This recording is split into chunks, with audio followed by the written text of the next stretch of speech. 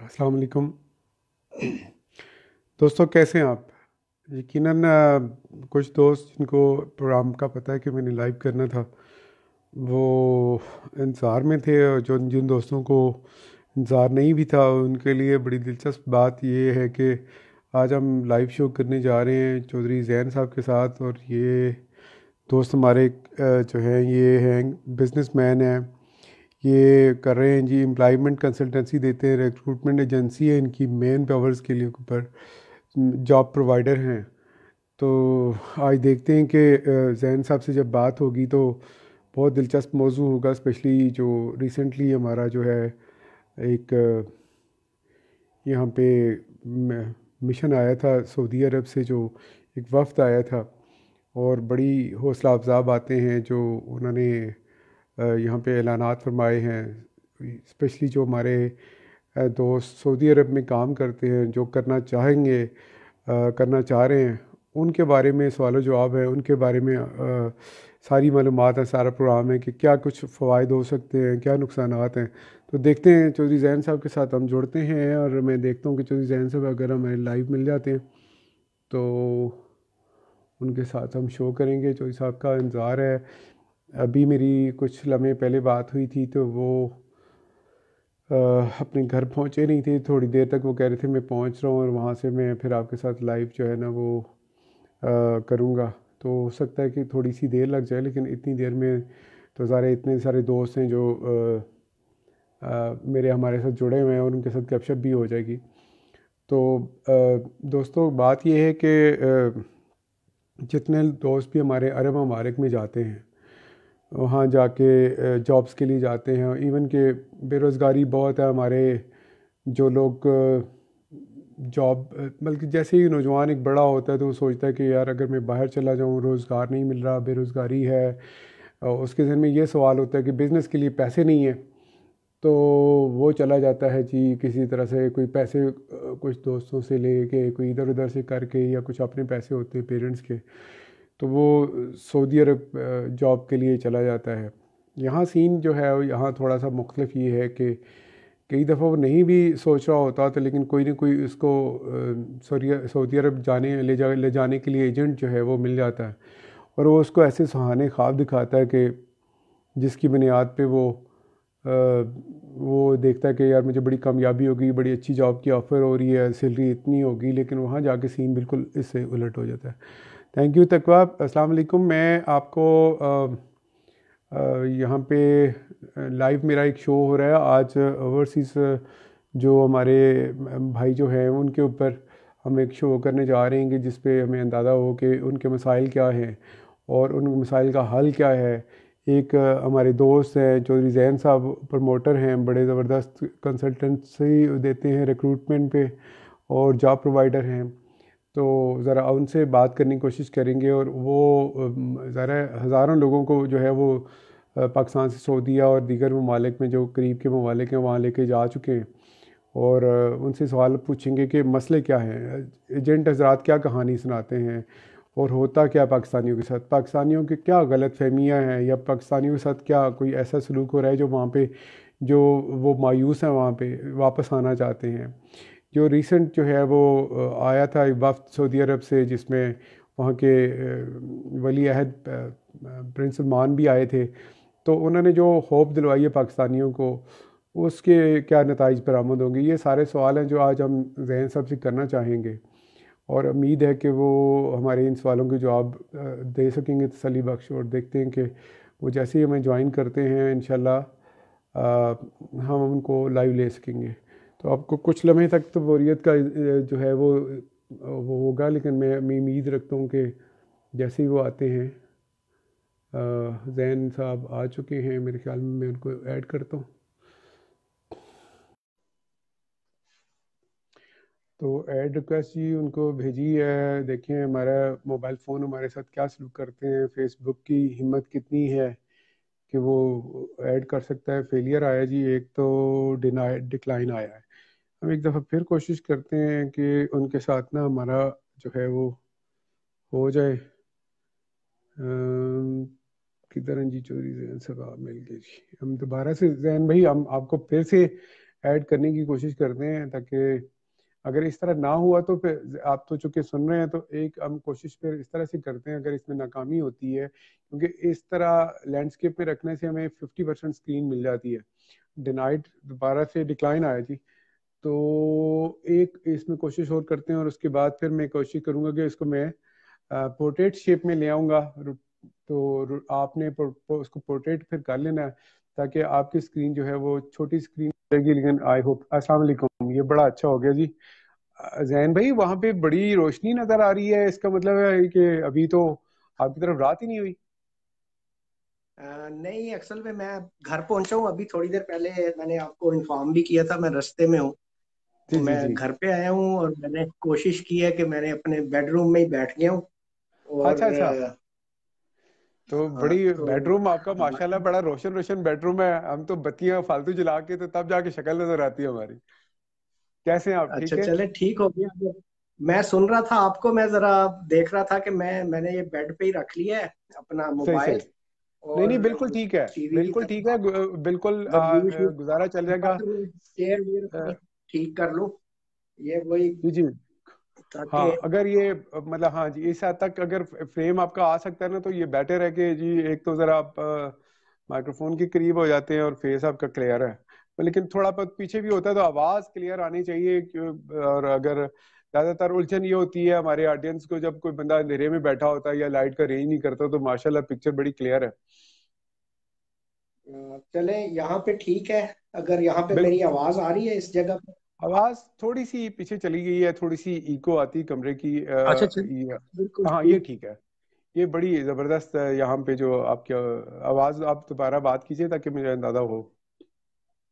अच्छा, देखें यहाँ पे ठीक है, हाँ, अभी कम ठीक से है कम ठीक है गुजारा ठीक हो है। आई जाएगा। थिंक सो कि बस थोड़ा सा बिल्कुल ठीक है। मैंने मुझे अपने बिल्कुल आप क्लियर आ रही है, और को आई करूँ। थिंक सो कि ऑडियंस को भी पूरी तरह, जो हमारे जो सुनने वाले दोस्त हैं वो भी पूरी तरह आपको सुन पाएंगे।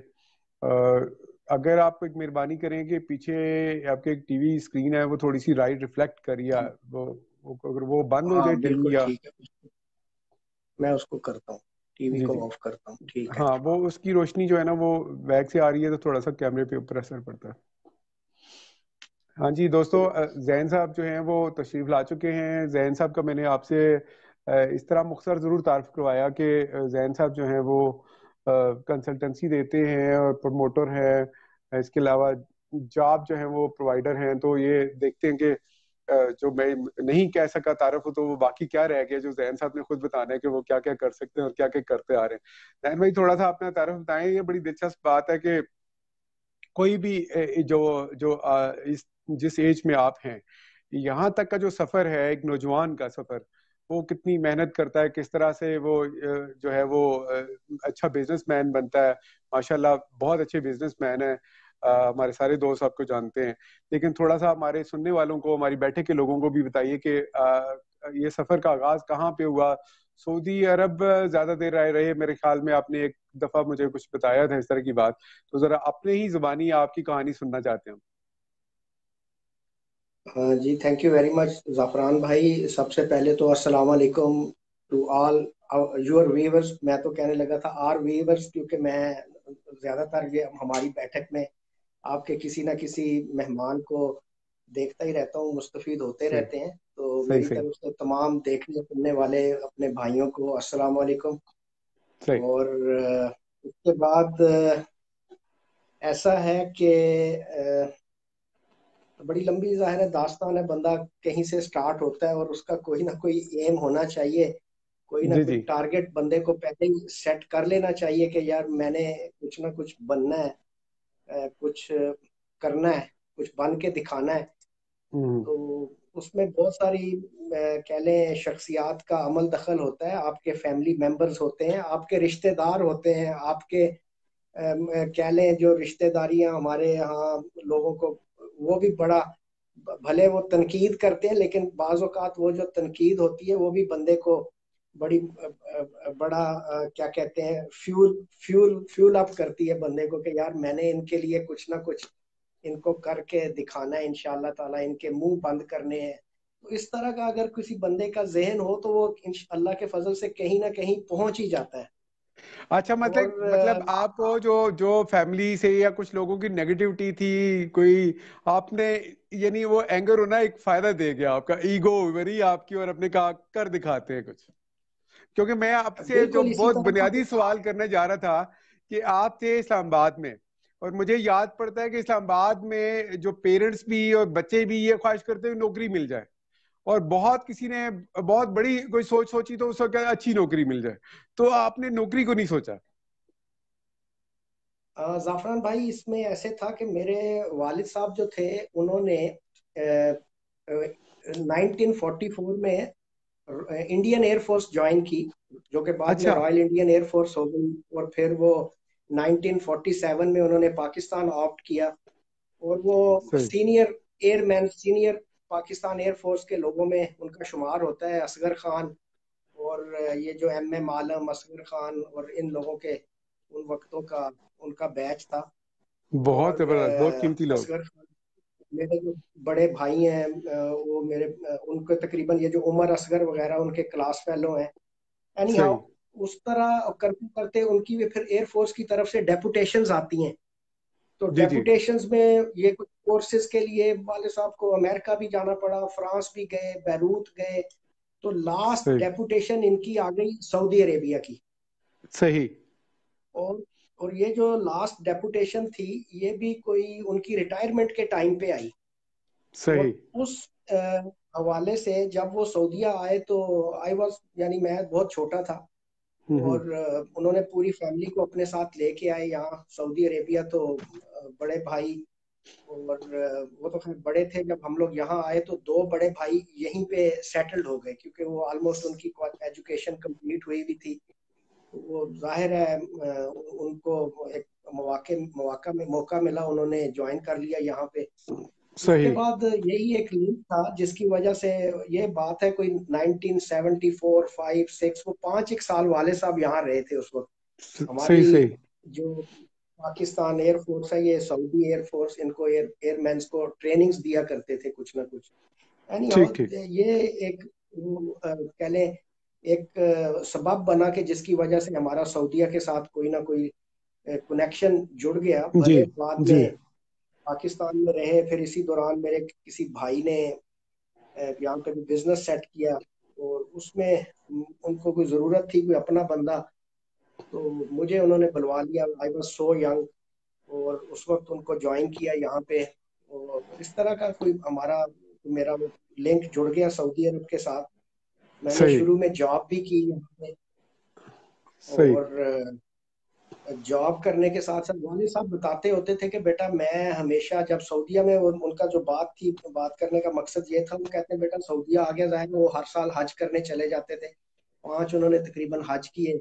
उम्रे की यहाँ सही। पे वैसे ही जितना जब किसी को मौका मिले चला जाता। कहते हैं मैंने बेटा हमेशा वहां पे दुआ की है कि या अल्लाह मेरे बेटों को नौकरी ना करवाना। वाह, ये दुआ काम आई ना। और हाँ, वो उस चक्कर में खैर भाइयों ने भी जॉब्स भी की, भाइयों ने, मैंने भी जॉब की, लेकिन उसके नहीं, बाद हम जॉब लोग करनी सारे किसी न चाहिए, किसी। एक यंग बंदे को जॉब इस लिहाज से स्टार्ट करनी चाहिए कि वो ऑर्गेनाइज हो जाए। वो लाडला बच्चा होता है मर्जी से उठने वाला सो के, उसको ऑर्गेनाइज होने के लिए करना चाहिए। और सबके पास कोई बिजनेस के वसाइल नहीं होते तो वो शुरू में नौकरी करते हैं और फिर सीख के ही आगे बढ़ते हैं।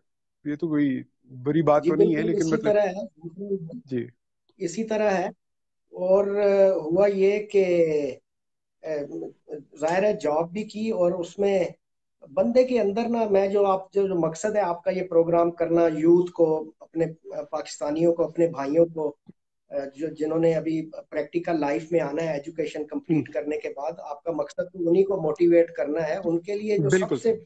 बेसिक, मैं मेरा जो जाती एक्सपीरियंस है, वो मैं यही जी उन्हें मशवरा दूंगा कि बंदे के अंदर एक सेंस ऑफ रिस्पॉन्सिबिलिटी होना चाहिए। एक बिल्कुल। बच्चे और के पेरेंट्स अंदर को भी चाहिए एहसास कि बच्चों के अंदर वो जिम्मेदारी होना चाहिए। शुरू से सेंस ऑफ रिस्पॉन्सिबिलिटी डालने की कोशिश करें। छोटे छोटे टास्क दें उनको, घर के काम काज के लिए थोड़ी सी रिस्पॉन्सिबिलिटी उनकी आए। हमारे यहाँ जो पढ़ने वाले बच्चे होते हैं, माएँ बड़ी एहतजाज करती हैं कि बच्चे को कुछ ना कहें, बच्चे को काम ना बताएं, वो तो पढ़ने वाला बच्चा है, वो उसकी पढ़ाई मुतासर होगी। तो ये शुरू से ही मेरे ख्याल में वो टीन एजर्स एंटरप्रेन्योर बनाने चाहिए। आप बात जारी रखें। अच्छा जाफरान भाई, बिल्कुल इसी आपकी बात को थोड़ा सा आगे बढ़ाते हुए, माँ बाप के लिए, खास तौर पे माँ के लिए, उसका जो बच्चा होता है ना जी, वो सबसे लाडला भी होता है, सबसे लायक भी होता है, और वो उसकी नज़र में हर खूबी जो है वो माँ अपने उस बच्चे में देखती है। लेकिन बिल्कुल मैं सही। चाहूंगा अपने भाइयों को, यंग बच्चों को, जो मेरा उनको कुछ बताने का मेरे जहन में कोई एक कह लें मोटिवेट करना, वो ये है कि बंदे के अंदर एक ऐसा एहसास से जिम्मेदारी होना चाहिए कि यार मैंने एक अपने घर वालों का, अपने पेरेंट्स का अपना फ्यूचर बनाना है, उनका सहारा बनना है, और मुझे अगर कोई जिंदगी में कोई मौका, कोई अपॉर्चुनिटी मिली, तो बिल्कुल मैंने सही। कुछ करके दिखाना है। मैंने बिल्कुल कुछ सही। करके दिखाना है, कुछ बन के दिखाना है। जी। तो लोगों को, बच्चों को मौके मिलते हैं, और उसमें फिर वो लोग क्या करते हैं कि अ, अगर किसी ने 2 महीने, 4 महीने, थोड़ा सा हमारे खास तौर पे इंडो पाक कह ले, पाकिस्तान में कुछ ज्यादा ही है कि हमारे जो बच्चे हैं ना, मेजोरिटी जो, जिस ये जी। जी। हकीकत है, वो लोग जब उनको 2, 3, 4 सैलरीज, बात करेंगे मेरी जॉब से रिलेटेड के ओवरसीज अब्रॉड, जब उनको कभी कोई मौका मिल जाता है, तो हम्म। 3 सैलरियों के बाद ना वो बच्चे अपने आप को ना, वो लोगों के सामने, अपने दोस्तों में, अपने रूममेट्स में, कंपनी में, वो अपने आप को जो इम्प्रेशन देते हैं ना दूसरों को, वो कहते हैं हम्म। जी असा ते राजे हैं। अच्छा। असा हम तो जी चौधरी हैं, असल में मैं तो वैसे ही आ गया था बाहर, अच्छा। और असी तो जी मलक हाँ। वो सही सही। ये जो एक इस टाइप के जो बच्चे होते हैं ना, वो मैं उन्हें हम्म। हमेशा कहता हूँ कि भैया खबरदार, आपने कभी किसी बंदे को ये नहीं कहना कि हम चौधरी हैं, हम राजे हैं, हम मलक हैं। हर सही। बंदे को यही बोलो कि यार मैं मेहनत मजदूरी करने के लिए बाहर आया हूँ, और इंशाल्लाह मैंने मेहनत करनी है, और मैंने कुछ ना कुछ बनना है। तो बिल्कुल सही। इस तरह की चीजें होती हैं, जिस बच्चे के अंदर सेंस ऑफ रिस्पॉन्सिबिलिटी, एहसास जिम्मेदारी होता है, वो कभी भी इस तरह की डींगे नहीं मारता किसी के सामने। बिल्कुल ठीक। बिल्कुल ठीक। बिल्कुल ठीक। शुरुआत चाहे वो जहां से भी करे, लेकिन वो बड़े ख्वाब देखता है और आगे बढ़ता है। और वो कहते, किसी ने कहा था कि जितना दरख्त फल वाला होता है उतना झुके वो। तो बिल्कुल ऐसी सोच तो होनी चाहिए बच्चों के अंदर। अगर मुझे एक लम्हे के लिए दे दें तो मैं अपने कमेंट्स जो हमारे साथियों ने दिए हैं जरा वो भी शेयर करता चलूं, ताकि हम ऑडियंस को, अपने दोस्तों को साथ लेके चलें। फौजिया अमरीन कटानी जो है वो कह रही है कि बिल्कुल मैं एग्री करती हूँ आपकी बातों से, जो जो आप बात करें। सैफुल्ला वसीउल्लाह जो है हमारे दोस्त हैं, सऊदी अरब में हैं, और ये बड़े मोटिवेशनल स्पीकर हैं, बहुत मायनाज। हमारे कल परसों मैंने इनका एक प्रोग्राम देखा, बहुत ही जबरदस्त है। और इंशाल्लाह आई थिंक कि आप लोगों को भी आपस में मिलना चाहिए। ये कह रहे हैं the best revenge is massive victory, जो है वो कह रहे हैं। और इसके अलावा एजाज बशीर अस्सलाम वालेकुम कह रहे हैं। और राना मुबशर में कह रहे हैं कि माशाल्लाह वेरी नाइस, बहुत अच्छा प्रोग्राम है। तो सर आप बात जारी रखिए, हमारे और दोस्त आएंगे, उनके कमेंट्स भी साथ साथ शामिल करते फिरेंगे। अगर कोई सवाल करेंगे जैन भाई तो आपको उनका जवाब भी देना पड़ेगा। जी थैंक यू वेरी मच। मेरे स्क्रीन पे तो कोई कमेंट्स वगैरह मैं तो देख नहीं पा रहा, अगर आप जी जी, देख पा मैं, रहे हैं तो आप अगर बेफिक्र आपने हैं, कोई सवाल बेफिक्र हैं, मुझे, मैं इसको मैनेज कर रहा हूँ। अगर आपके किसी दोस्त ने भी सवाल आपको किया तो वो भी जरूर शेयर करेंगे, मैं इसके लिए बैठा हूँ। जी मोस्ट वेलकम। अच्छा, इसी तरह जाफरान भाई, मैं अभी, आज मैं, क्योंकि जाहिर है शुक्र है अल्लाह की जात का, मेहनत तो बड़ी की हुई है। अभी मेरे कोई रूटीन इसी तरह होती है, ये सारा सोशल, वो क्या कह लें, ये गैजेट्स जितने भी हैं आपका, आईपैड हो गया, मोबाइल पे व्हाट्सएप, ईमेल्स, यहीं से ज्यादातर काम कंट्रोल होता है। तो मैं मेरी कोई गाड़ी को कोई खराश आ गई थी, तो मैं एक पाकिस्तानी भाई के, इंश्योर्ड थी गाड़ी, मैं वहां बैठा हुआ था। उन हम्म। साहब ने भी माशाल्लाह, यहाँ पे बहरेन में उनका अपनी वर्कशॉप है, वो मुझे, उन्होंने थोड़ा सा जिक्र किया, बातों बातों में बताने लगे कि जैन भाई, जब मैंने मेहनत की, यहाँ मैं पहुंचा हूँ, मैंने अपनी वर्कशॉप बनाई है, मुझे वो हम्म। बंदा कह रहा था कि जी 7 साल मैं सोया नहीं हूँ। माय कहने गॉड। का मकसद ये था कि 7 साल उस बंदे ने दिन रात मेहनत की है जाफरान भाई। सही। बिल्कुल सही। इस तरह के लोग होते हैं जो जो कहीं ना कहीं पहुंच जाते हैं, जो अपना मकाम बना लेते हैं। और जरूरी नहीं है कि वो कोई हाईली क्वालिफाइड मास्टर हो, तालीम का तो कोई नेमल बदल है ही नहीं है, तालीम तो जी। हर हाल में बंदे को हासिल करनी चाहिए। लेकिन कुछ लोगों ने अपने टारगेट सेट, एम सेट किए हुए होते हैं कि यार मैंने कुछ ना कुछ बनना है, टेक्निकल एजुकेशन किसी तरफ निकल जाएं, और नॉर्मल एजुकेशन के बाद अगर उसको कोई अपॉर्चुनिटीज, मौके मिले, तो वो कहीं ना कहीं अपने आप को सेट कर ही लेते हैं लोग। तो दोबारा वंस अगेन मैं एक छोटा सा दोबारा रिपीट करूंगा, जिस यंग बच्चे के अंदर एहसास जिम्मेदारी होगा, वो मेहनत मजदूरी, इन इन कंट्रीज में जो मेजोरिटी लोग आते हैं, सऊदी अरब, यूएई, बहरेन, मिडल ईस्ट वगैरह में, मलेशिया, लीबिया वगैरह हम्म। का थोड़ा कम हो गया हुआ है। कोरिया जाते थे हमारे भाई, वहाँ पे फैक्ट्रीज वगैरह में काम करते थे पाकिस्तानी, वहाँ का सिस्टम भी थोड़ा रुक गया हुआ है, उतनी सही। डिप्लॉयमेंट नहीं हो गई। सही। यहाँ पे ज्यादातर जाफर भाई skilled, semi skilled labourer class जो है ना, मेजोरिटी जी। उनकी होती है इन इन कंट्रीज में जो रिक्वायरमेंट्स है। सही। कंस्ट्रक्शन फील्ड में हैं लोग, रोड कंस्ट्रक्शन, ट्रांसपोर्ट, इससे रिलेटेड लोग होते हैं, जिसमें यानी ड्राइवर, रोड इक्विपमेंट ऑपरेटर्स होते हैं, जिसमें बहुत सारे इक्विपमेंट्स आ जाते हैं, जो बुलडोजर, ग्रेडर, लोडर, शावल, जी। एक्सकवेटर, इस तरह जी। की जी। मशीनों के ऑपरेटर्स होते हैं। ज्यादातर इस तरह के लोग आते हैं। फिर कंस्ट्रक्शन फील्ड में mason, carpenter, steel fixer, electrician, plumber, general labour, construction labour, loading unloading labour, तो इस तरह की ज्यादा रिक्वायरमेंट्स होती हैं।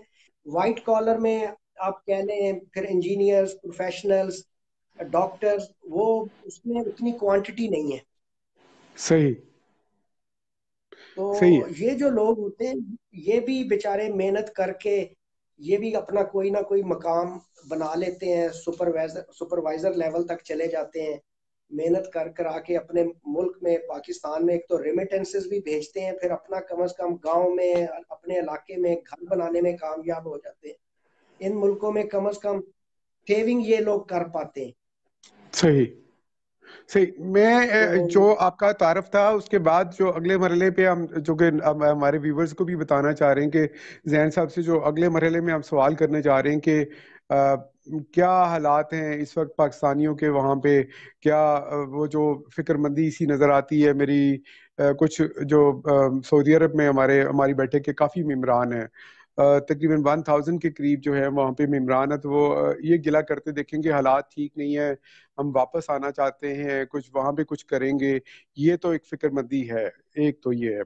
हम ये इस सिलसिले में हम आपसे पहले हिस्से में हम ये बात करना चाहते हैं तारफ के बाद, कि आप क्या मशवरा देंगे जो पाकिस्तानी यहाँ से जो नौजवान जाना चाहते हैं, जो वहां पे हैं, उनको क्या मशवरा देना चाहिए कि जो यहाँ से जाना चाह रहे हैं उनको क्या सीखना चाहिए? क्योंकि अगर आप समझते हैं कि पाकिस्तानी 25-30 हज़ार अगर उनको मिलने हैं तो उससे तो उनका गुजारा नहीं चलता, और हो सकता है कि वहां पे बैठ के उनका एहसास है महरूमी हो के हम यहाँ पे आके वो सारा कुछ नहीं पा सके, तो फिर वो जो है वो कुछ गैर कानूनी काम भी करते हैं, वो कंपनी जहाँ जिसने उनको वो वहां पे लेके गई होती है उसको छोड़ के वो छुप छुपा के गैर कानूनी तरीके पे काम करते हैं, पकड़े जाते हैं, सजाएं होती हैं, वापस पाकिस्तान आ सकते हैं, कुछ नुकसान हो सकते हैं। इन बच्चों के लिए भी आपने कोई जो रहनुमाई के लिए कुछ कहना है? और जो बच्चे पाकिस्तान से बिल्कुल अभी रॉ शेप में हैं, कुछ करना चाहते हैं और समझ रहे हैं कि सऊदीया या किसी मुल्क में आना चाहिए और कुछ वहां पे कुछ हमें इनकम जनरेट करनी चाहिए, उनको सीखने के लिए क्या मशवरा देंगे?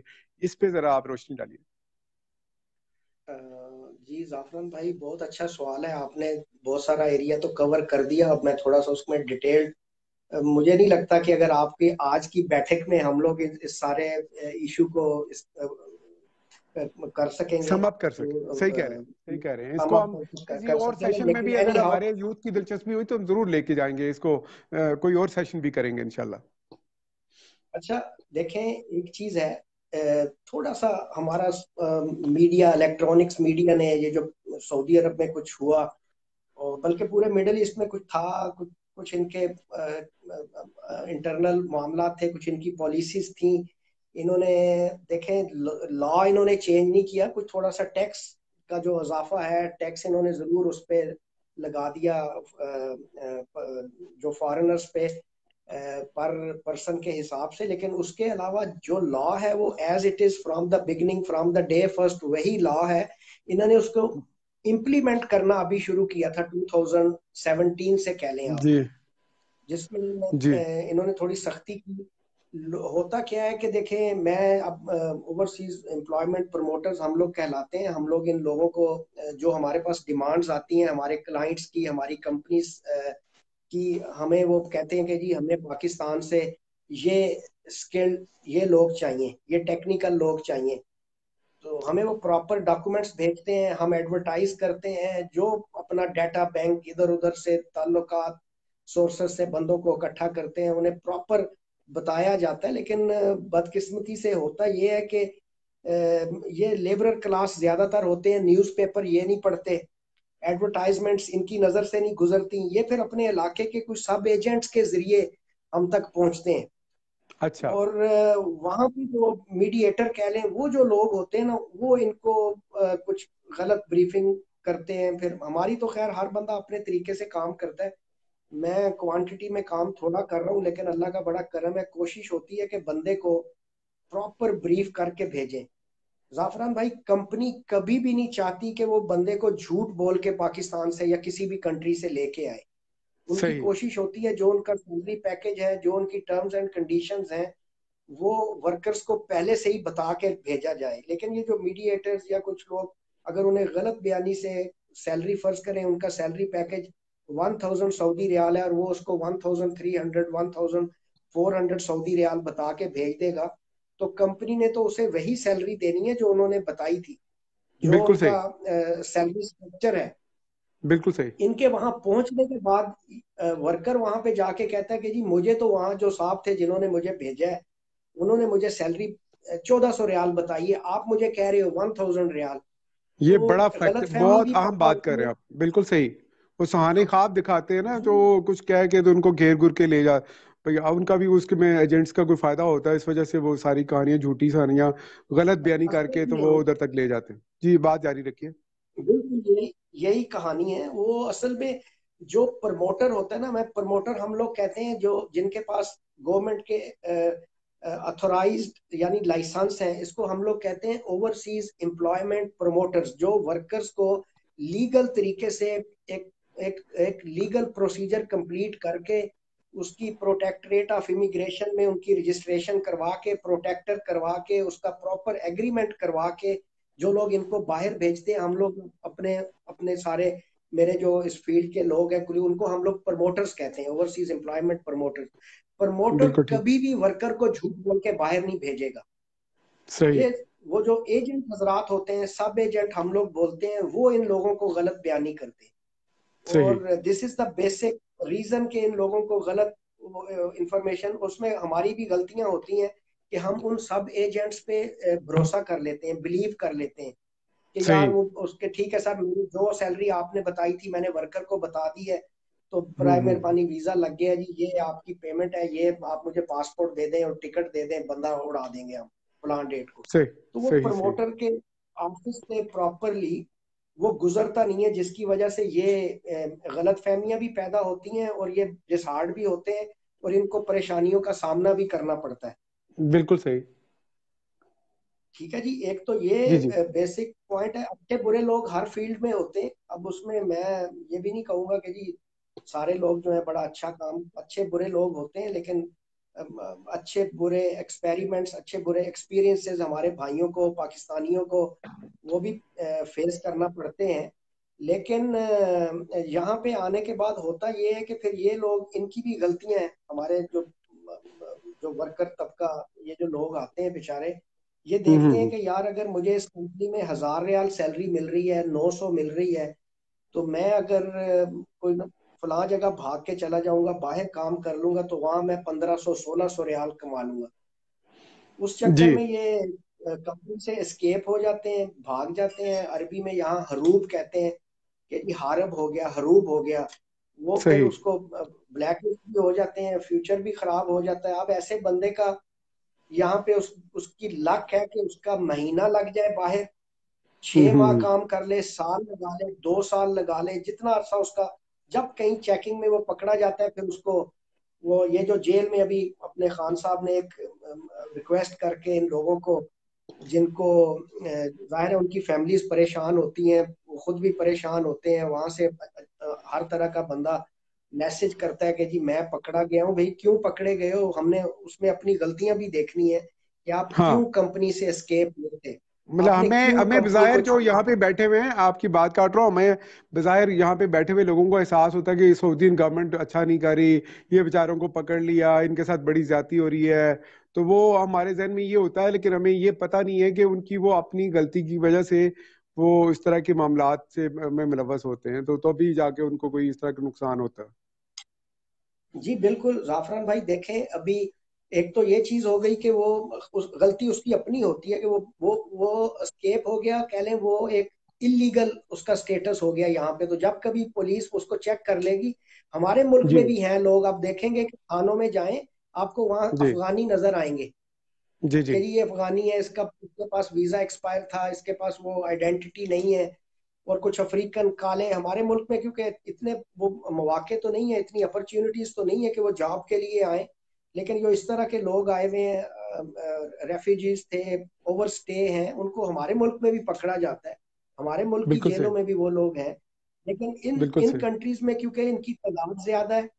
अच्छा, फिर उम्रे पे आता है बंदा, वहां से उम्रे का वीजा लेके आते हैं और यहाँ पे ये उम्रा करने के बाद जॉब शुरू कर देते हैं, वो पकड़े जाते हैं। उनके पास फिर डाटा नहीं होता, कुछ शो नहीं करवाते, पासपोर्ट छुपाया हुआ होता है, पासपोर्ट नहीं होता, फिर उनको इस पूरे प्रोसेस से गुजरना पड़ता है। ठीक। तो ये वो लोग हैं हमारा इनका। लेकिन हाँ, आप असल आपका सवाल ये था कि यहाँ पे मौके, जाफरान भाई, मेरा ज्यादातर अरसा भले मैं पाकिस्तान में भी मैंने ओवरसीज एम्प्लॉयमेंट प्रमोटर्स का ऑफिस बनाया हुआ, आपने देखा भी है मेरा सेटअप। जी बिल्कुल। लेकिन मैं रहा ज्यादा बाहर हूँ। और सही। मुझे मेरे पास माशाल्लाह काफी इंफॉर्मेशन है। मेरे नॉलेज के मुताबिक सऊदी अरब में हमेशा से सऊदी अरब ने पाकिस्तान के लिए, पाकिस्तानी वर्कर्स के लिए जो कोटा रखा हुआ है, कोटा सिस्टम होता है यहाँ पे, जी जी। इस्तेकदाम डिपार्टमेंट है, रिक्रूटमेंट डिपार्टमेंट बोलते हैं, जो सही। परसेंटेज को कंट्रोल करता है कि ठीक। हमने कितने परसेंट लोग इंडिया से लाने हैं, कितने फिलिपाइन से लाएंगे, कितने इंडोनेशिया से लाएंगे, पाकिस्तान से कितनी परसेंट होनी चाहिए। सही। जो परसेंटेज को कंट्रोल करता है और वीजा इशू करता है, लेबर ऑफिस, लेबर मिनिस्ट्री के बाद इस्तेकदाम डिपार्टमेंट है, रिक्रूटमेंट डिपार्टमेंट है। तो ठीक। वहां पे हमेशा से पाकिस्तान का कोटा जो सऊदी अरब ने रखा हुआ है वो 40% है। अच्छा। और और जो द रेस्ट ऑफ द 60% जो है फ्रॉम ऑल अदर कंट्रीज, यानी इंडिया, पूरी पूरी फिलिपाइन, दुनिया के लिए नेपाल, 60% श्रीलंका, है उसमें, जो भी ममालिक है, और पाकिस्तान जो है अकेला 40% ले रहा पाकिस्तान का कोटा मेरी इंफॉर्मेशन के मुताबिक अभी भी और पास्ट में भी हमेशा से है। फोर्टी जी परसेंट कोटा जो है सऊदी गवर्नमेंट की तरफ से पाकिस्तानियों के लिए है। और जी जी 60% for the rest of the all other countries जहां से ये रिक्रूट करते हैं, यानी मैंने जिक्र कर दिया, यानी Philippine, Bangladesh, Nepal, Sri Lanka, India, Indonesia, even from all those countries, वो 60% कोटा उनके लिए और 40% पाकिस्तानियों के लिए। सही। अब हमें उसके बुरे और इस तरह की वजह से पाकिस्तानियों जी। के कुछ मसाइल हैं। हम लोग जो है ना, हम में ईगो, अना जो है ना, वो थोड़ी सी ज्यादा है बाकी बाकी नेशनैलिटीज से। ठीक। हम लोग, हमारे वर्कर्स जो है ना, ये किसी बात पे भी अड़ जाएं तो बस फिर अड़ गए ये। सही। इन्होंने अगर स्पॉन्सर के सामने, सुपरवाइजर के सामने, इनको इस बात का भी बड़ा दुख होता है कि यार मैं पाकिस्तानी हूँ, ये जो फोरमैन सुपरवाइजर है ये इंडिया से है, ये हम्म। फिलिपाइनी है, फलाना है, मैं इसको क्या समझता हूँ, हम लोग इनसे बेहतर हैं। तो वहां भी हम्म। गड़बड़ होती है, इस वजह से कंपनीज और जो है ना, बिलाखिर हम नुकसान लोग, उसी पाकिस्तानी का होता है। अच्छा आप बुरा मानेंगे भाई हैं ये, जाहिर है हर तरह का बंदा हर तरह की सोच रखने वाले लोग होते हैं, लेकिन हकीकत यही है कि सही। हम लोग ट्रबल क्रिएटर्स हैं। हम सही। लोग छोटी सी बात पे अड़ जाते हैं, डट जाते हैं और उससे कह देते हैं कि भाई मैंने नहीं करना, तुमने मुझे वापस भेजना है, वापस भेज दो।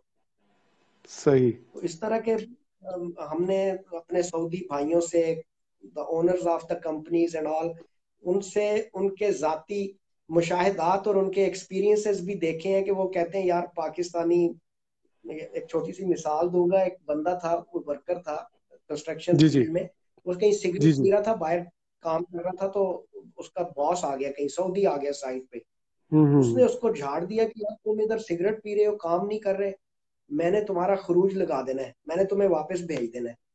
हम्म। कहते उसने सिगरेट ऐसे करके, कहता है दीवार के साथ बंद बुझाया, बुझा के उसे कहता है कि ठीक है लगा मेरा खरूच, भेज वापस। सही है। मुझे तड़ी देता है, मुझे धमकाता है कि वापस भेजना है। वो सऊदी डर गया, कहता मैंने वो फोरमैन को बुलाया, दूसरे पाकिस्तानियों को बुलाया कि यार इसे समझाओ कि जाए काम करे, छोड़े जाए। उसने कहा नहीं जी, ये मुझे तड़ी किस बात की देता है, धमकाता किस बात की है, मुझे मुझे मेरे ही मुल्क भेजने की तड़ी देता है कि मैं तुम्हें तुम्हारे मुल्क भेज दूंगा, भेजो बस, अब मैंने काम नहीं करना। तो इस हम्म। तरह का थोड़ा सा ज़हन होता है हमारा, हम लोग जहाँ फंस जाते हैं, डट जाते हैं। इंडियंस जो हैं सही वो है। कभी भी इस तरह का काम नहीं करेंगे। इंडियन इंजीनियर आपने को अगर उसको वो कह दे जी नहीं यार, जी जी आपने तो वो वो उसको कोई भी, जी जी बात करें, आप सॉरी, बात मुकम्मल करें, बात मुकम्मल करें। अच्छा इंडियंस को आप अगर वो एक उससे सीनियर फोरमैन सुपरवाइजर लेवल का बंदा भी होगा, उसे भी अगर उसने कहीं कह दिया ना जाओ यार वो फलां काम कर दो, तो वो भी गर्दन हिला के बोलेगा कि ओके साहब मैं कर देता हूँ। और ये सही। लोग इंडियंस को हमने देखा है, वो ऑफिस बॉय आता है जी जी। अ, और 15 साल के बाद वो जीएम।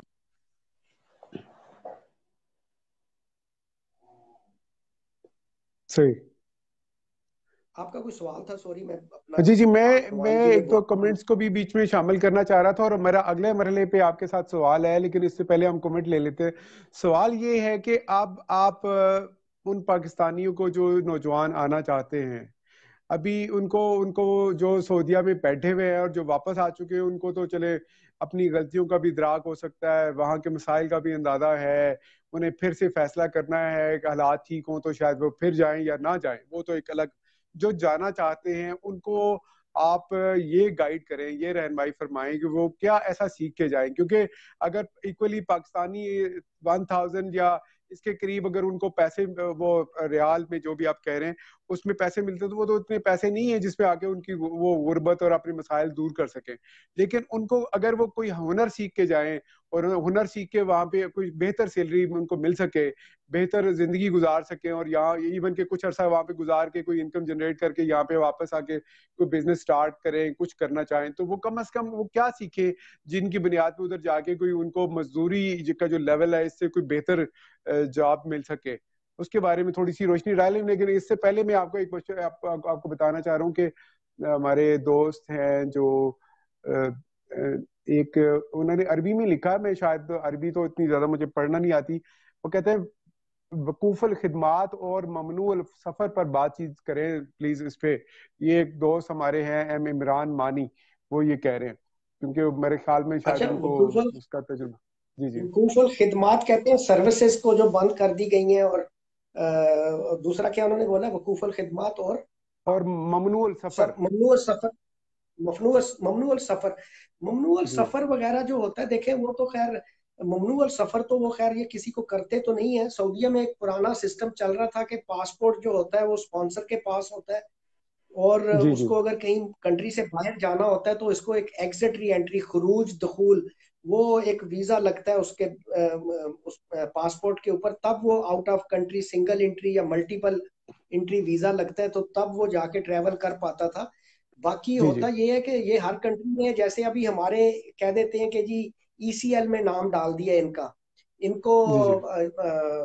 वो ब्लैक, उसमें ब्लैक लिस्ट में नाम डाल दिया वगैरह, तो वो इस इन कंट्रीज में भी वो है वकूफुल खिदमात के, उनका वो सिस्टम बंद कर देते हैं, कंप्यूटर में ईसीएल में नाम आ जाता है बंदे सही का कि सही भाई सही। इसने वो ये, हमारा पाकिस्तानी हाँ ईसीएल है। सही सही सही। ईसीएल है, एग्जिट कंट्रोल लिस्ट है, उसको जी अरबी जी। में वकूफल खिदमात कह लें, वो उसका सिस्टम बंद कर देते हैं कि ये बंदा पहले जाके अपना, अच्छा जब वो उसकी उसके क्या कहते हैं उसकी डेप्थ में जाएगा, उसको डिग आउट करेगा कि यार ये वकूफल खिदमात है, एयरपोर्ट पे उसको पता चला, या किसी एयरपोर्ट वगैरह से ही पता चलता है, जब वो ट्रैवल करने लगता है, एयरपोर्ट पहुंचता है, वो कहते हैं कि तू ट्रैवल नहीं कर सकता। मैं तेजी से इसलिए बोल रहा हूँ कि कम वक्त में ज्यादा से ज्यादा सही सही जो सही सही, चीजें हैं बिल्कुल वो ठीक है, ठीक हम है, लोगों को ठीक है। समझा सकें। अच्छा, उसमें जब वो ट्रैवल करने के लिए एयरपोर्ट पहुंचता है, वो उसको सिस्टम में डालते हैं, देखते हैं भाई तू ट्रैवल नहीं कर सकता, तुम्हारा वो रेड आया हुआ है, तुम नहीं जा। अब उनको नहीं पता होता कि कहाँ पे प्रॉब्लम है, फिर ये इसने कोर्ट में जाना होता है, कोर्ट में जाएगा, वो वहां देखेंगे, करते करते पता चलता है यार फलां डिपार्टमेंट में तुम्हारे खिलाफ कोई एप्लीकेशन आई हुई है, वो मसला अपना हम्म। सॉल्व करो, तुम्हें सिस्टम से ओके कर देंगे हम। सही सही। तो इस तरह की चीजें होती हैं। और वो अगर कोई बंदे ने कोई ऐसा कोई जुर्म नहीं किया हुआ, कुछ ऐसी मिसअंडरस्टैंडिंग भी होती है, कोई लेन देन मामला चीजें होती हैं, वो जाके अगर ये करते ऐसी स्टेज पे है जब वो उस बंदे तक पहुंच ना पाए। सही सही। अगर बंदे का एड्रेस भी मिल गया, बंदा भी मिल गया, उसने कोर्ट में आके अटेंड भी कर लिया, नेक्स्ट हियरिंग पे भी वो जा रहा है आ रहा है, फिर वो बंद नहीं करते। जब किसी बंदे तक उनको रसाई हासिल ना हो सके, फिर ये उसका सिस्टम बंद कर देते। बहुत बहुत जब जबरदस्त। सिस्टम अ, बंद होता है, जी। ऑटोमेटिकली उसको फिर उस डिपार्टमेंट तक पहुंचना पड़ता है। ये उन भाई का जवाब है वकूफुल खिदमात वाला, कि अगर किसी का बंद हो गया तो भैया उसको बेहतर पता होता है कि यार मेरा पीछे स्टोरी क्या है, what would be the reason behind, के यार मुझे क्यों बंद किया हुआ होगा इन्होंने। एनी हाउ, ये भी हो गया। बिल्कुल ठीक। अच्छा, अब दूसरा बिल्कुल। हम आएंगे इन वर्कर्स जी का, जो आप कह रहे हैं कि इनको क्या सीखना करना चाहिए। मेजोरिटी जो है जाफरान भाई, वो लेबरल जी। जी क्लास होते हैं।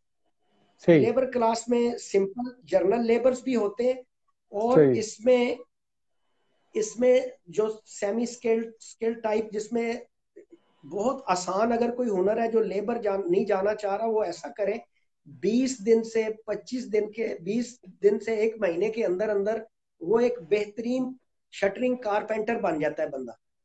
अच्छा। यहाँ पे ट्रेड टेस्ट सेंटर बने हुए हैं पाकिस्तान में। शटरिंग कारपेंटर का कोर्स 20 to 30 डेज में बेहतरीन शटरिंग कारपेंटर बन जाता है। ठीक ट्वेंटी हो टू गया। थर्टी डेज के अंदर बेहतरीन स्टील फिक्सर बन जाता है बंदा। बिल्कुल ठीक।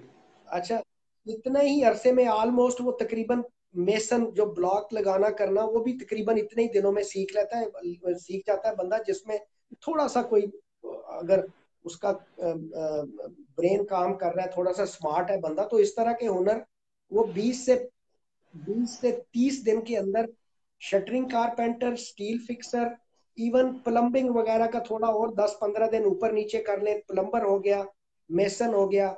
ये जो काम है, ये एक एक महीने के कहने शॉर्ट कोर्सेज है। ये अपने आप को अगर किसी बंदे में एबिलिटी हो, तो वो इस तरह के काम में ट्रेंड हो जाते हैं। 200 से 300 रियाल सैलरी का इमीडिएटली फर्क पड़ जाता है इनका इसमें। बिल्कुल सही। अच्छा। बिल्कुल सही।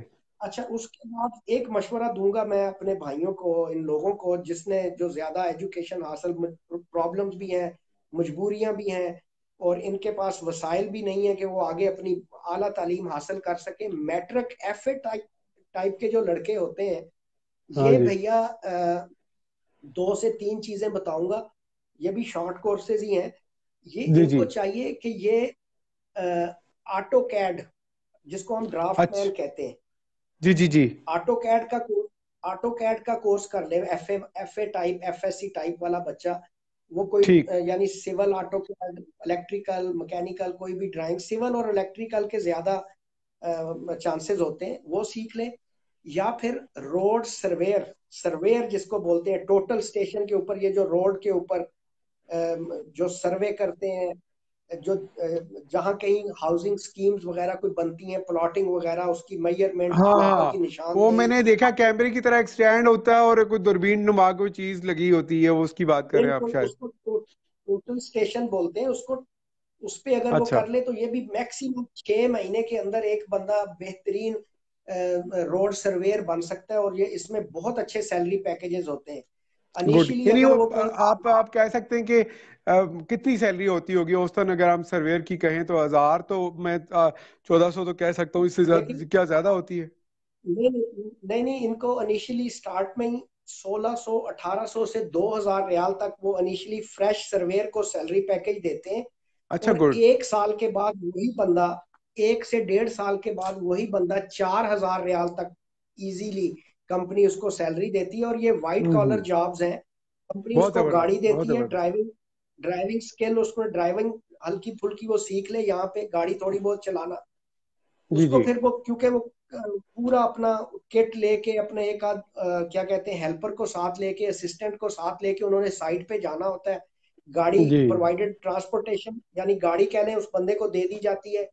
वाइट कॉलर जॉब है, हार्ड जॉब नहीं है, आसान काम है। ये जो इस तरह के यानी सोफिस्टिकेटेड, लाइट पढ़े लिखे लाडले बच्चे हैं ना, वो इस तरह का कोर्स कर ले, उनके लिए ये एक काम है। बेहतर है। यानी रोड आपका सर्वे, ख्याल है कि वो मजदूरी वाली सख्ती तो बर्दाश्त नहीं कर सकते, जज्बाती होकर चले जाते हैं, फिर फेलियर लेवल पे 3 महीने बाद वापस आ जाते हैं। इससे बेहतर है कि वो कोई ऐसा काम कर ले जो वो कर सकते हो।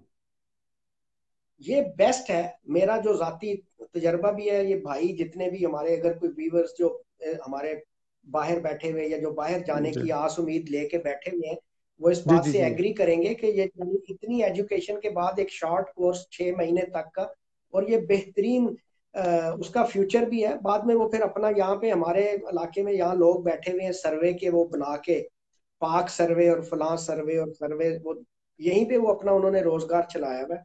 हम्म। नक्शा जात और वगैरह ऑटो कैड साथ में फिर कर ले तो वो ड्राइंग भी बना पाता है। तो बिल्कुल ये सही। एक दो चीजें हैं ये फिर बड़ा वो अच्छा गाइड कर लिया। आगे अक्सर बच्चे हमें, हमारी बैठक के नौजवान हमें पूछते रहते हैं कि हमें बाहर जाने के लिए क्या करना चाहिए, और आज मैंने आपसे सीखा कि ये दो तीन तीन चार पेशे जो आपने तरजीहन बताए हैं वो बहुत ज़बरदस्त है। वहाँ पे उनकी सैलरी भी अच्छी होगी, और उनको काम करने भी वो मेहनत मजदूरी जो है वो उस तरह की हार्ड जॉब नहीं करनी पड़ेगी। तो अब हम अगले सेशन बिल्कुल पे सही। चलें। जैन भाई, जो अभी हम जो आपसे आखिरी सेशन करना चाहते हैं, और आखिरी सवाल जो हमारा, थोड़ा उसके ऊपर भी टाइम लगेगा, वो ये कि रिसेंटली जो है वो सऊदी जो है वो वफ्द ने हमारे पाकिस्तान में आए, प्रिंस जो हैं वो भी, वली अहद भी आए थे पाकिस्तान में। उन्होंने एक बहुत बड़ी बात की है जो मैं समझता हूँ कि ये कोई छोटी बात नहीं थी। उन्होंने कहा था कि सऊदीया में मुझे पाकिस्तान का जो है वो एम्बेसडर समझा जाए। You can consider, yes you can consider me your your ambassador in Saudi Arabia. तो हाँ, मुझे तो उससे लगा कि जैन भाई वो बहुत बड़ी बात कह गए हैं, और उस बड़ी बात के मुझे लग रहा है कि पाकिस्तानियों को उन्होंने बहुत इज्जत दी है, और बहुत ही मुस्बत सोच के साथ मुझे लग रहा है कि बहुत आने वाले दिनों में और बहुत सारी तब्दीलियां जो है पाकिस्तानियों के लिए बहुत खुशगवार किस्म की तब्दीलियां आ सकती हैं। क्या ये मेरी राय गलत है या सही है, या आप जो इसके बारे में क्या रोशनी आप डालें, जरा पता चले बिल्कुल कि 100%। क्या उम्मीद की। 100% आप बिल्कुल, आपने बहुत अच्छा वो रिमाइंड भी करवाया और बड़ी अच्छी बात की तरफ हमारी तवज्जो दिलवाई। इसमें जी कोई शक नहीं है सर, सऊदी अरेबिया ऑलवेज, यानी ये कोई हमारे हुकूमतों के इनके कोई फ्रेंडशिप नहीं होती, ये हमारी कौम की पाकिस्तानियों को इस नज़र से देखते हैं। ये चाहते हैं कि हम पाकिस्तानियों को यानी बेहतर मौके या इनकी जितना हो सके उनकी हेल्प कर सकें। और पिछला सवाल जैसे मैंने पहले भी कहा कि हम इस मुझे नहीं लगता कि हम इसमें सम अप कर सकेंगे आज के प्रोग्राम में। बीच में रह जी गई जी जी कुछ चीजें कि जी जी। पाकिस्तानियों के लिए बड़ी अपॉर्चुनिटीज हैं, जहां पे जिन कंपनीज के पास प्रोजेक्ट्स हैं, देखें अच्छी कंपनीज हैं, बड़ी कंपनीज हैं, अच्छे सैलरी पैकेजेस हैं, स्ट्रॉन्ग बैकग्राउंड्स हैं, और उनके पास अरामको के और ऑयल एंड गैस इस तरह के प्रोजेक्ट्स हैं यहाँ पे सऊदी अरेबिया में, और वो बड़ी वेल नोन और यानी बहुत अच्छी कंपनीज हैं। अब उनको मैन पावर की जरूरत है, और हमारे सही। यहाँ जाहिर है फिर वही बात आ जाती है, लेबर क्लास लोग हैं, इनको इतनी नो हाउ नहीं है, इतना नॉलेज नहीं है, इतना यानी जो जो इंटरनेशनल हालात या सऊदी अरब के हालात के बारे में, ये फिर वही देखते हैं कि यार फलां जगह से बंदे निकालें तो मैं वहां जाके क्या करूंगा। तो मैं इन्हें मशवरा दूंगा कि अगर आपको सऊदी अरब में कहीं से भी कोई जॉब अपॉर्चुनिटीज नजर आ रही हैं तो ये जरूर ज्वाइन करें। कोई ऐसा इशू नहीं है, अच्छी कंपनीज के पास सैलरी के कोई इश्यूज नहीं है, वहां पे उनके प्रोजेक्ट्स हैं। जो पाकिस्तानी नहीं जाएंगे तो फिर ये सेकंड ऑप्शन इंडिया की तरफ जाएंगे, नेपाल से वर्कर्स लेके आएंगे, फिलिपाइन से लेके आएंगे। ठीक। और अगर ये फिर हम अपने आप को खुद ही अपने यानी इन अपॉर्चुनिटीज को मिस करेंगे। इसमें ऐसा, मैं क्योंकि यहाँ हम लोग बैठे हुए हैं, मुझे हमें पता है मेरे पास कुछ छोटी मोटी डिमांड्स चल रही हैं, लेकिन हम लोग वही फेस कर रहे हैं पुराना कि यार सऊदी अरब से तो पहले ही वर्कर वापस आ रहे हैं। तो जो वापस आ सही। रहे थे वो भी किसी अगली प्रोग्राम में कर लेंगे, उसके भी कुछ रीजंस थे, कोई दो जी जी तीन कंपनीज थी। देखें कुछ चीजें होती हैं जाफरान भाई, अगर एक कंपनी को कोई प्रोजेक्ट्स मिला है, फॉर एग्जांपल अभी ये जो गवर्नमेंट ने अनाउंस किया जी कि हमने कोई 50 लाख या कितने घर बनाने हैं इन्होंने हम्म। 5 सालों में। देखें 50 लाख कह लें, 5 लाख घर अगर किसी कंपनी को, दो कंपनियों को प्रोजेक्ट्स मिले हैं कि यार उन्होंने बहरिया टाउन ने और हबीब रफीक ने 5 लाख घर बनाने हैं फॉर एग्जाम्पल पाकिस्तान में। अब ये जो जी जी जी 5 लाख घरों का टारगेट है उनके पास 3 साल का है, विले बनाने हैं इन्होंने जी जी 5 साल में, है ना जी।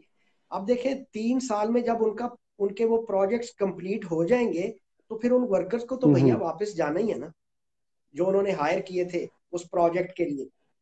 अब उनके बिल्कुल पास अगर ठीक। फर्दर आगे, तो ये 2-3 कंपनियां थी, अगर इनको अगर समझ आ जाए या किसी नेक्स्ट सेशन में बताएंगे।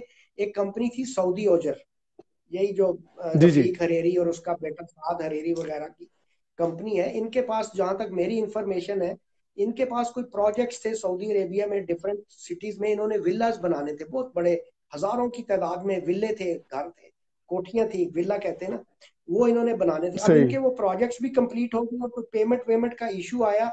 एक तो उन वर्कर्स को इन्होंने वापस भेजना ही भेजना था, आगे फर्दर इनके पास रनिंग कोई प्रोजेक्ट नहीं था इन हैंड।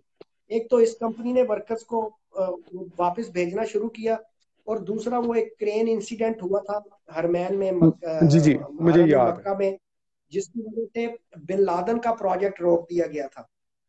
ठीक। बिन लादन बिन लादन का मसला ये है कि हरमैन में नॉन मुस्लिम्स को इजाजत नहीं है काम करने की, और ठीक है। मुस्लिम सेमी स्किल्ड जो वर्कर्स मिलते हैं इनको इंडिया में कह ले थोड़े, और उसके बाद सबसे ज्यादा जो उनका फोकस है वो पाकिस्तान से मिलते हैं। तो बिन ठीक। लादन के प्रोजेक्ट्स पे हरमैन दोनों यानी हरम मक्का और हरम मदनी में जो प्रोजेक्ट्स हैं वो बिन लादन ग्रुप के पास थे। और ठीक है। वहां पे जो मैं तो कहूंगा 80% जो वर्कर्स थे वो पाकिस्तानी थे। इनके ठीक। प्रोजेक्ट रुकने की वजह से जाहिर है कंपनियां सफर करती हैं, इन्होंने लोन लिए हुए थे बैंकों से वगैरह, इनकी पेमेंट्स रुक गई, वर्कर्स को थोड़ा बहुत सैलरीज का इशू आया, तो वहां पे फिर उस कंपनी ने बड़ी रिक्वेस्ट की सऊदी गवर्नमेंट को कि जी हमें चलने दिया जाए, मेहरबानी करें, हमारे प्रोजेक्ट्स बड़ा हम सफर करेंगे। फिर उन्होंने भी कोई गेम खेली थी, जहां तक मेरी इंफॉर्मेशन है कि देखें ये लोग बड़े सियाने होते हैं, बड़े समझदार होते हैं, इन्होंने बैंकों से ओवर ड्राफ्टिंग लोन वगैरह लिए हुए थे।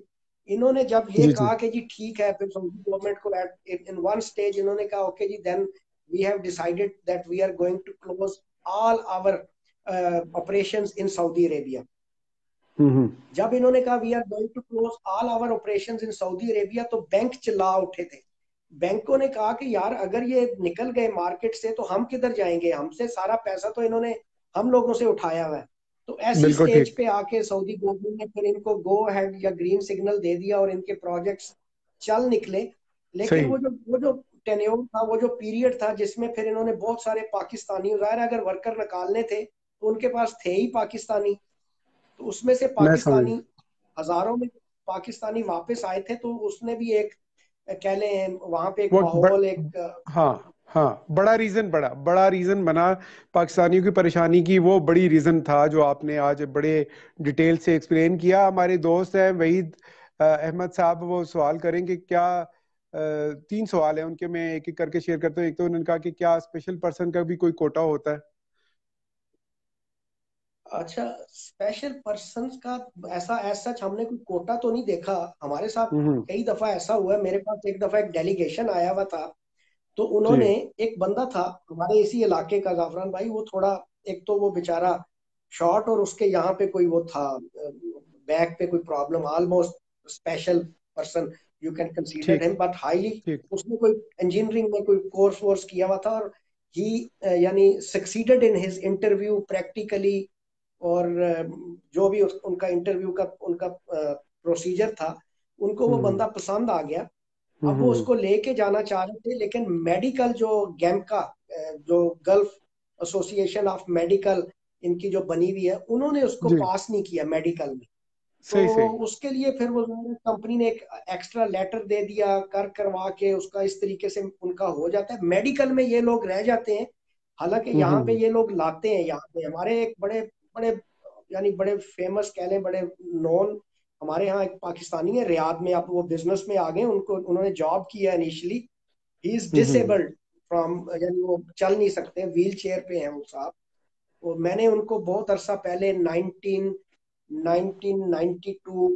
1991 वगैरह में मैंने देखा था। अब वो बंदा एक बहुत बड़ा बिजनेसमैन है जी, वो डिसेबल है और सऊदी अरेबिया में वो बिजनेस कम्युनिटी का पाकिस्तानी ये जो इन्वेस्टर फोरम वगैरह में, मेरे जहन में उनका नाम नहीं आ रहा, तो इस तरह के लोग हैं जिन्होंने जो यहाँ पे मकाम भी हासिल किया है और उन्होंने अपने आप को मनवाया भी है और कामयाबियां भी हासिल की हैं। अगर कोई चले रियाद इस पे रियाद में वो साहब होते। एक थोड़ा सा इस पे थोड़ी सी आप जरा देखिएगा कि यार लीगल तौर पर कोई कोटा भी होता है उनका, और लीगल जो उनका फ्रेमवर्क है वो क्या हो सकता है। अगला सवाल उनका ये है कि what is the age of limits of jobs, कोई वो भी है लिमिट्स? सऊदी अरेबिया के लिए मिनिमम एज जो रिक्वायर्ड है एज पर Saudi embassy system 21 years, minimum 21 साल होनी चाहिए। लेकिन कतर, यूएई, बहरेन वगैरह में 18 साल से ऊपर आ सकता है बंदा। सही, सही। मेरा अच्छा, बस अब फिर आपसे ये इनकी जी जी इनकी बात कीजिए। प्रेफरेंस होती है कि हम लोग, प्रेफरेंस होती है, ये लोग नहीं चाहते कि 40 से ऊपर कोई बंदा आए, क्योंकि जाहिर है वो फिर 40, 42, 43, 44 ईयर तक ये लोग कंसीडर कर लेते हैं। लेकिन ठीक इनकी है। ज्यादातर इनकी प्रेफरेंस होती है 22, कुछ कैटेगरीज में 22 से 35 साल, कुछ में ये कहते हैं कि जी 35 से 40 साल के दरमियान होना चाहिए एज ग्रुप जो इनको। सही। लेकिन बंदे के एक्सपीरियंस, एजुकेशनल क्वालिफिकेशन उससे उसको करते कराते डिपेंड ऑन जॉब्स बयालीस के वो चौवालीस जॉब साल किस तरह की है, एक मेच्योर जॉब मतलब एज का तजुर्बे की जरूरत है तो वो उसको प्रेफर करते होंगे। अब मेरा आपसे जी बिल्कुल। इस मामले में जो आखिरी सवाल है वो ये बताइए कि सऊदी अरब में हमने ज्यादातर फोकस किया, तो अभी आप चूंकि आपका घर बहरीन में है, इस वक्त आप बहरीन में है, तो ये बताइए कि इधर के मामलात क्या हैं यहाँ पे जॉब अपॉर्चुनिटीज में, उसी तरह से बच्चों को कंसीडर करना चाहिए अगर उनको कोई मौका मिलता है कि अगर तो फर्ज करेंगे जी सऊदी अरब के लिए जाना चाहते हैं तो डेफिनेटली वो आपसे भी रब्ता कर सकते हैं, और जो दोस्त उनके एतमाद के जो प्रमोटर्स हैं वो भी उनके साथ भी रब्ता कर सकते हैं। लेकिन बहरीन और ये दुबई और जो मस्कत है, इनके बारे में आपकी क्या राय है कि क्या करना चाहिए यूथ को जो वहां पे जाना चाहते हैं? अच्छा, अच्छा सॉरी, मैं एक चीज मैं बताना बड़ा इम्पोर्टेंट है हमारे पूरे आज की बैठक में, जितने लोग अगर हमारे भाई, उनके अजीजों कारब पाकिस्तानी लोग, हमारा जो हमें ओवरसीज पाकिस्तानियों को जो बाहर हम लोग जाते हैं इस अदारे में, इसका जो मेन जो इनको कंट्रोल करता है वो है overseas ministry of overseas Pakistani, जिसके अंडर ब्यूरो ऑफ इमिग्रेशन। तो सही। ब्यूरो ऑफ इमिग्रेशन की वेबसाइट बी BOE समथिंग, मैं सर्च कर लें ब्यूरो ऑफ हाँ। इमिग्रेशन की वेबसाइट। आप लोग, उन्होंने अब माशाल्लाह इस साइट को, जिसके कह लें खान साहब के प्राइम मशीर टू प्राइम यानी प्राइम मिनिस्टर, और मिनिस्टर का एडवाइजर टू ओहदा प्राइम भी मिनिस्टर। दिया है, जुल्फी जुल्फी जुल्फी बुखारी बुखारी। साहब जो हैं ये। जी जी जी हाँ, जी। ये वो मिनिस्ट्री है, ब्यूरो ऑफ इमिग्रेशन जो है, उसकी वेबसाइट माशाल्लाह अब उन्होंने बड़ी अच्छी डेवलप कर दी है। उसकी साइट विजिट करें, वहां पे आपको हर बंदे को, अगर मेरे पास नहीं तो किसी दूसरे प्रमोटर के पास जो वैकेंसीज होंगी, और हमारी ये मिनिस्ट्री जो है ये डायरेक्ट भी अ, पकड़ते हैं ये कोई ना कोई अच्छी जॉब, जो मलाई वाले जो अच्छे काम है, ये ब्यूरो ऑफ इमिग्रेशन से रिलेटेड एक ओवरसीज कारपोरेशन एक अदारा है, वो खुद उठा लेते हैं जो अच्छी मलाई वाली कैटेगरीज होती है ना, मैं वो ये समझ लोग गया। खुद उठा लेते हैं। तो उसकी साइट पे जाएं, वहां पे आपको मिल जाएंगी हर बंदे को अपने मर्जी की कोई ना कोई जॉब किसी ना किसी जगह पे आप क्लिक करते जाएं। तो जो जो रीसेंट जॉब्स किस किस एजेंसी के पास कौन कौन सी जॉब है, वो आपको वहां पे मिल जाएगी। किसी भी एजेंसी को क्लिक करें, उनकी साइट पे जाएं, एजेंसी को क्लिक करें, वहां आपको नजर आएगा कि किस रिक्रूटमेंट एजेंसी के पास कितनी जॉब्स अवेलेबल हैं और बिल्कुल कितनी ठीक। फिल्ड हो गई है। फर्स्ट जैसे जैसे कोई एक जॉब, एक बंदे का प्रोटेक्टर होता है, एक कैटेगरी उसमें से माइनस होती है, वो जी जी। ऑटोमेटिकली साइट से भी निकल जाती है। सही। अच्छा, दूसरा सॉरी, नेक्स्ट आपका क्या सवाल था इसमें? एक तो मैंने ये मैं साइट ये का कह रहा था बताना। कि ये जो दीगर ममालिक हैं सऊदी अरब के अलावा, इसमें जॉब हाँ नहीं, अपॉर्चुनिटीज तो आपने खैर बता दिया, एक तरीकाकार बता दिया कि उसमें वो उधर जाए। मैं बल्कि जुल्फी बुखारी साहब को देख रहा था कि पिछले दिनों उन्होंने पाकिस्तानी कैंपों में विजिट भी किया, मस्कत की तरफ, और शायद सऊदी अरब का तो मुझे याद नहीं, मस्कत देखें, और इधर थी। अच्छी अच्छी बुरी, अच्छी बुरी बड़ी छोटी कंपनीज हर जगह पे हैं, बड़े बड़े अच्छे कैंप हैं, ऐसे ऐसे कैंप हैं, आप बिलीव करें।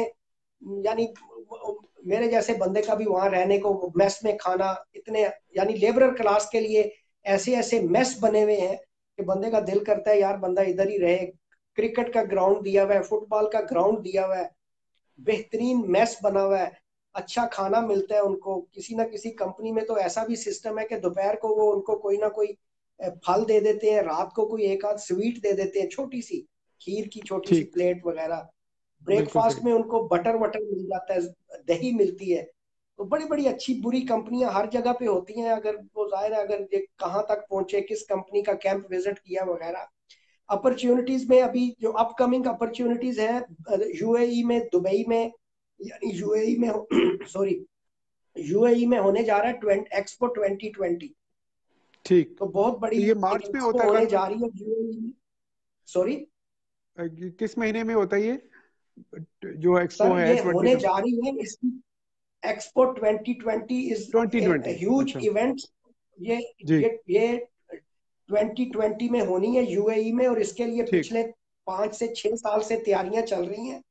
वहां पे हम्म। बहुत ज्यादा होटल्स कंस्ट्रक्ट हो रहे हैं, होटल्स बन रहे हैं उन सही। बंदों की, उनकी अकोमोडेशन। और यूएई ने अगर ये इवेंट करवा लिया कामयाबी से, तो ये उसके लिए एक बहुत बड़ा यानी आने वाले वक्तों के लिए बहुत बड़ा एक कह लें उनके लिए हो फायदामंद चीज जाएगा, होगी। फायदा प्रोजेक्ट है। फिर उसके बाद 2022 में कतर में फीफा वर्ल्ड कप होने जा रहा है।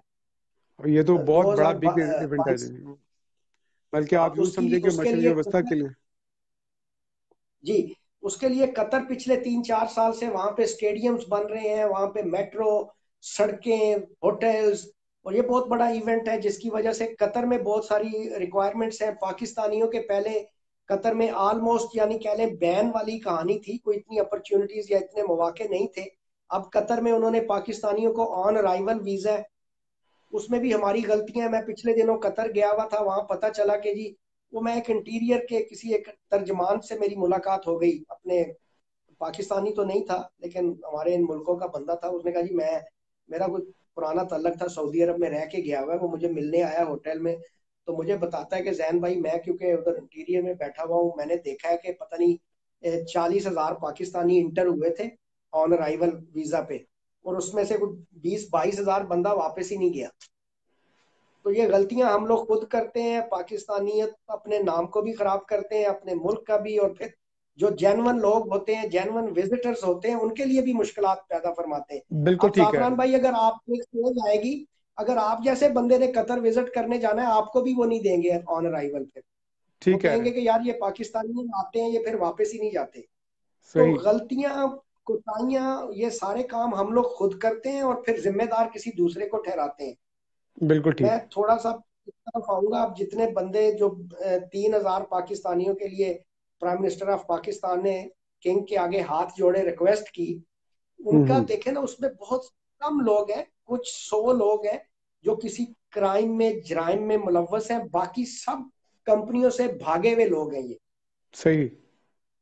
सही, ठीक और कह रहे हैं। अब फिर भी ये अगर आके दूसरे को, कंपनी को बुरा भला कहें, प्रमोटर्स को बुरा भला कहें, तो गलतियां इन्होंने खुद की हुई हैं। नहीं ठीक बन रहा था सिलसिला, उसी कंपनी से लीगल तरीके से वापस चले जाते। और फिर प्रॉपर तरीके से, इतना ही बड़ा होता है, बंदा सीख जाता है कि यार नेक्स्ट टाइम अगर if I will go abroad, तो मुझे प्रॉपर थ्रू प्रॉपर चैनल सारी इंफॉर्मेशन, अथेंटिक इंफॉर्मेशन लेके फिर मैं जाऊंगा। तो ये इस तरह की चीजें हैं, थोड़ा सा अवेयरनेस के भी मसाइल हैं। ब्यूरो ऑफ इमिग्रेशन की वेबसाइट को जरूर याद रखें, वहां पे सर्च कर लें, जहां जहां हमारी आवाज जाएगी, जहां जहां हमारी बैठक के जानने वाले, देखने वाले, सुनने वाले, वो अपना शेयर भी कर दें। Bureau of ji. इमिग्रेशन की जी। साइट पे हर पाकिस्तानी के लिए कोई ना कोई इंशाल्लाह ताला हर कंट्री में जहां कहीं भी जिसने लीगल परमिशन ली हुई है, उसका डाटा वहां पे मौजूद होगा। हम कोशिश करते हैं कि इस प्रोग्राम की जब रिकॉर्डेड पोजीशन में होगा तो उसको काफ़ी लोग आपस में शेयर करते रहते हैं। तो उस वक्त जब लाइव करने के बाद हम इसको लिंक भी दे देंगे, आप जो कह रहे हैं जिस वेबसाइट का, हम लिंक भी दे देंगे इंशाल्लाह।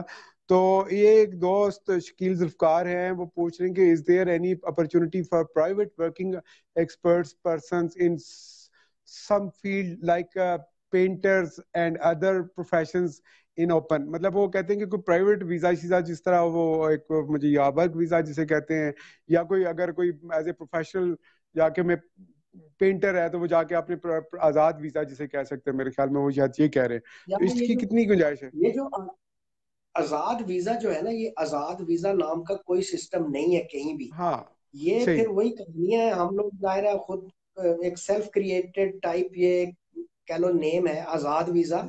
वो होता हाँ ये है कि ये जी बड़ी सऊदी आम को यहाँ बात है, क्योंकि पे। मुझे भी ये नहीं पता था। मैंने आज दिन तक आजाद वीजे का नाम सुन रखा है अक्सर लोगों से, जी आजाद वीजे में बड़े मजे हैं, पैसे थोड़े ज्यादा लग जाते हैं। तो आज जरा बताइए आजाद वीजा की कहानी है क्या? हम लोग कहते हैं जी इसको आजाद वीजे को हम लोग कहते हैं अजाब वीजा। अजाब होता है ना जो हमें आखिरत में जाके जो अजाब उठाना है, ये सही अजाब वीजा होता है एक्चुअली। सही। इसमें बहरहाल उसमें जो बंदा उसमें होता ये है कि एक सऊदी है, उसने एक छोटी सी कंपनी बनाई पेपर्स पे ही एवं ही। उस पे कोई वीजे निकलवा लिए, 2 4 6 जितने निकलवाने में, कोई वास्ते ताल्लुक से, कोई अपने सोर्सेस से, किसी का भाई बैठा हुआ है। हमारे कंट्री में थोड़ा बहुत वास्ता ताल्लुक हर जगह पे चलता है। वो वीजा ठीक। निकलवाता है। अब उसके पास कोई प्रोजेक्ट नहीं है, कोई जॉब नहीं है, कोई काम नहीं है। वो इस तरह का वीजा सेल कर देता है मार्केट में। सही। मुझे कहा कि मैं तो खैर मैंने जिंदगी में ये काम किया ही नहीं है कभी आजाद वीजे वाला। अच्छा, वो मुझे कहेगा कि जैन यार ये मेरे पास 4 वीजे हैं, मैंने बेचने हैं। अच्छा, बेचने से मुराद है, वो कहेगा जी मेरे जो इस पे कॉस्ट उठी है वो 2 से 2.5 हजार, 2 हजार रियाल तो इनकी फी होती है, गवर्नमेंट लेती है। कोई उसके और कोई क्या कहते हैं ह्यूमन रिसोर्सेज डेवलपमेंट चार्जेस, कुछ इंश्योरेंस ये वो कर करवा के 2 2.5 हजार रियाल में उनको वीजा पड़ता है। वो इस तरह का वीजा पहले 16 16 हजार, 15 15 हजार रियाल में बिक जाता था। अब जब से इन्होंने ये जी जी। सऊदी अरब में थोड़ा टाइट किया, वो 12 हजार, 10 हजार, 8 हजार, अब सुना है 5 6 हजार रियाल का भी मिल जाता है ये वीजा। तो उसमें होगा ठीक ये, जब वो आएगा बंदा उसने इकामा अपना खुद बनवाना है। ठीक। अच्छा, अब वो भी सिलसिला चला गया, क्योंकि पहले होता था कि 1 साल के इकामे की जो कॉस्ट उठती थी वो 1500 रियाल समथिंग बनती थी टोटल, जिसमें ठीक उसकी इंश्योरेंस ठीक। 8 900 रियाल इंश्योरेंस, 5 700 रियाल इकामे की फी होती थी साल की। तो 15 16 सौ रियाल फी होती थी। अब जो है, अब जनाब जी ऑलमोस्ट मुझे लगता है एज पर माई इंफॉर्मेशन के जी 200 रियाल था अभी 2019 के बिगनिंग, हो सकता है जुलाई में जाके ये 300 रियाल हो जाएगा पर मंथ, हर बंदे को देना है। तो 300 के ठीक। हिसाब से 12 3 जार 36 3,600 सऊदी रियाल तो सालाना उसको वही देने पड़ेंगे 300 रियाल के हिसाब से। तो जहां तक ठीक। लेबर कार्ड की फी है वो भी बढ़ा दी है उन्होंने। वो तो वो इकामा जो 1 साल का जो इकामा की कॉस्ट है तकरीबन वो भी 4,000 सऊदी रियाल हो गई है, instead of 1,500 to 600 Saudi riyal की जगह 4 हजार रियाल वो हो गए, 3600 रियाल वो हो गए। जो मैंने बता दिया वो 200 या 300 पे चला जाएगा। तो अब ये जो कहानी है ना, एक बंदा अगर बाहर पहले 1500 सालाना उसको वो कॉस्ट करता था, और फिर प्लस वो कोई 1500 2 हजार रियाल कमाता था, तो वो कवर कर जाता था कुछ। फिर इनको अब उस सऊदी को भी देने पड़ते हैं मंथली। जो आजाद वीजे वाली स्टोरी है, वो सऊदी भी लेता था 200 रियाल मंथली, 300 रियाल। जो अगर किसी ने कोई छोटी मोटी दुकान बनाई हुई है उसके नाम पे, तो वो 500 रियाल भी लेते हैं, 1000 रियाल भी लेते हैं। तो लोगों ने यहाँ पे खैर बिजनेसेस भी किए हुए हैं, किसी ने कोई स्पेयर पार्ट की दुकान बनाई हुई है। तो स्पेयर पार्ट्स सही। में भी different type of spare parts आ गए, एसी रेफ्रिजरेशन की दुकान बनाई हुई है, हार्डवेयर की दुकान बनाई हुई है। इस तरह किसी ने कोई वर्कशॉप बनाई हुई है सऊदी के नाम पे, तो वो उसको फिर लमसम फिक्स अमाउंट देते हैं उसमें। ठीक ठीक। तो इस तरह के कारोबार है। इस तरह का कोई बंदा आ जाए कि जी उसने आके कोई वर्कशॉप बनानी है, कोई दुकान बनानी है, बनाएगा वो फिर सऊदी के नाम पे। ठीक। और नहीं नहीं, ये जो उसे अच्छा कफील कहते बंदा हैं है, मेरे ख्याल अच्छे में। बुरे लोग, कफील कफील। जाहिर है, जी। स्पॉन्सर। स्पॉन्सर को देखे ना जी, कोई जो आपको स्पॉन्सर होगा अरबी में उसको कफील कहते हैं, जो आपकी कफालत ठीक। करता है। सही सही। अब हम अपने बच्चों की कफालत करते हैं तो हम अपने बच्चों के कफील मैं हैं, सब आप अपने बिल्कुल ठीक। बच्चों के कफील हैं। तो जी वो जी जो जी। आपकी कफालत करता है, जो जिसकी स्पॉन्सरशिप में आप रहते हैं, वो कफील कहलाएगा अरबी में। तो जी जी। कोई ऐसी कोई मखलूक नहीं होती, वो आम एक बंदा होता है, जाहिर है वो आपकी कफालत कर रहा है, आप उसकी जिम्मेदारी हो, आप उसके एनी हाउ। तो दैट इज द स्टोरी। कफील का जो वर्ड है वो अरबी में स्पॉन्सर को कहते हैं। वो हो गया। और हाँ ये है कि फिर किसी को अच्छा स्पॉन्सर, अच्छे बुरे लोग, अब हर जगह पे एक बंदा आया, उसने यहाँ पे आके कोई 30 35 40 लाख, यानी लाख एक रियाल जो है वो भी अब 37 38 लाख रुपए बनते हैं। 2 लाख रियाल तक अगर उसने कोई इन्वेस्टमेंट की है, दुकान बनाई है, अगर वो बंदा अच्छा होगा तो ठीक है। अदरवाइज वो उसको सम टाइम लपेट ही लेते हैं, बंदे को कहते तू जा, ये दुकान मेरी हो गई अब। किसी ने रेस्टोरेंट बनाया, होटल बनाया, उस पे 2-3 लाख रियाल, करोड़ एक रुपए कम से कम इन्वेस्टमेंट कर दी। और यहाँ पे मैंने ऐसे लोग भी देखे हैं जिन्होंने कई कई करोड़ रुपए इन्वेस्ट किए हैं होटल्स रेस्टोरेंट्स के बिजनेसेस में, हमारे पाकिस्तानी भाइयों ने। और बस अच्छे बुरे लोग, जिसको अच्छा कहते हैं कि जिस बंदे को जिंदगी में कोई बीवी अच्छी मिल गई उसकी जिंदगी बन गई, और सऊदी अरब या इन मुल्कों में जिसको कफील अच्छा बन मिल गया उसकी भी जिंदगी बन गई। तो ये कफील अच्छा मिलना भी एक नेमत है, बिल्कुल जिसको सही। मिल जाएगा वो अपना कोई ना कोई काम कर जाएगा। तो इस तरह की चीजें हैं सर। सही सही। मैं बहुत शुक्रगुजार हूँ आपका, क्योंकि हमारी वीडियो बहुत लंबी हो जाती है तो फिर जितना जिन लोगों के पास पुअर इंटरनेट है, थोड़ा स्लो है, वो स्ट्रीम नहीं कर सकते, जब रिकॉर्डेड शक्ल में आती है तो वो लोग बेचारे चाहें भी तो वो वीडियो नहीं देख सकते। तो हम इसको मोर देन लंबा नहीं करेंगे, लेकिन आप हमसे कमिटमेंट करें कि आप हमारी ज़रूरत होगी तो और सेशन करेंगे, क्योंकि जो हमारे ऑडियंस जो इस वक्त देख रहे हैं, जो सुन रहे हैं, जो बाद में सुनेंगे, उनके सवालात फिर एक ड्यू हो जाएंगे। तो ड्यू हो जाएंगे तो फिर हाँ किसी जब ठीक। आपके पास टाइम होगा। आज भी हमने आपको रेस्ट करने नहीं दी, घर पहुंचते ही आपको लाइव करना पड़ा, लेकिन ये बस ये हम ये कोई इशू चाहते हैं नहीं कि है। ये यूथ के लिए भला हो। मैं आज ऐसे ही निकला हुआ था और मेरे जहन में तो था कि हमने आज ज्वाइन करना है, लेकिन आप मैंने बताया मैं लेट हो गया, लेट पहुंचा, खैर है। अच्छा, दूसरी चीज ये है, अभी ये जो हमारी बैठक प्रोग्राम है लाइव के बाद लोगों ने ऑफलाइन भी इसको देखना है, फिर किसी के जहन में कोई सवाल आए वो आप बना लें, तो उनको जो भी उनकी चीजें हैं तो मैं इंशाल्लाह उन्हें प्रॉपर तरीके से हर चीज का जवाब दे सकूंगा। कोई ऐसा इशू नहीं है, बहुत मेरे लाइक कुछ भी हो। बहुत शुक्रगुजार हूँ। एक और तो ये कि हमने टैग किया है आपको, तो डेफिनेटली लोग आपको ऐड करने की कोशिश करेंगे, उनके साथ मेहरबानी कीजिएगा, क्योंकि वो थोड़ी सी हौसला बढ़ाना पड़ता है। आपकी बेशुमार बिजनेस की मसरूफियात हैं और उसमें थोड़ी सी दिक्कत होती है, लेकिन यकीनन आपको अगर किसी तरह से कोई टाइमलाइन पे कोई क्वेश्चन करता है या कभी कोई इनबॉक्स, तो आप उसके जवाब अगर चाहें तो दे सकते हैं। ये एक बड़ी शफकत आपकी होगी, क्योंकि हम चाहते हैं कि बेशुमार लोग जो हैं, बेशुमार यूथ जो है हमारी, वो सारी ढूंढती फिरती है, उनको कोई प्रॉपर गाइड नहीं करता, कोई सपोर्ट नहीं करता। आपने माशाल्लाह अच्छा बिजनेस भी किया, और लेकिन आपने भले का काम पहले और बिजनेस बाद में किया, ये मैं जाती तौर पर आपको जानता हूँ। मैंने आपका जाके काम देखा, मैंने आपको बरसों से जानता हूँ। तो ये आप हमेशा आपने कोशिश की कि लोगों को कंपनसेट करना और उसके बीच में अपनी रोजी रोटी इस तरह से कमाने की आपका गुजारा भी चले। बस इसी में बरकत भी शायद इसी वजह से हुई है। मेरे पास कोई लक है कि मेरे कोई अच्छी कंपनीज मिल गई जहां पे मैंने लोगों को भेजा है, सैकड़ों की तादाद में भेजा है जाफरान भाई, फ्री ऑफ कॉस्ट भेजा है, 1 रुपया भी किसी बंदे से नहीं लिया। ऐसी सही है। कंपनीज में लोगों को भेजा, शायद उनकी दुआएं हैं। और बाकी कुछ ऐसा भी जाहिर है, फिर हर कंपनी फ्री में वीजा नहीं देती, हर कंपनी टिकट नहीं देती, हर कंपनी हमें हमें हमारे सर्विस चार्जेस नहीं देती, तो वहां पे मुनासिब पैसे लेके भी लोगों को भेजा है। लेकिन अल्हम्दुलिल्लाह कि मुझे अल्लाह ताला ने कोई एक कुछ कंपनीज में ऐसे मेरे हाथ से कुछ लोग गए हैं सैकड़ों की तादाद में जो बिल्कुल फ्री ऑफ कॉस्ट गए हैं। उनकी दुआओं की सही। वजह से ही शायद ये सारी बरकत, वो सारी चीजें हैं।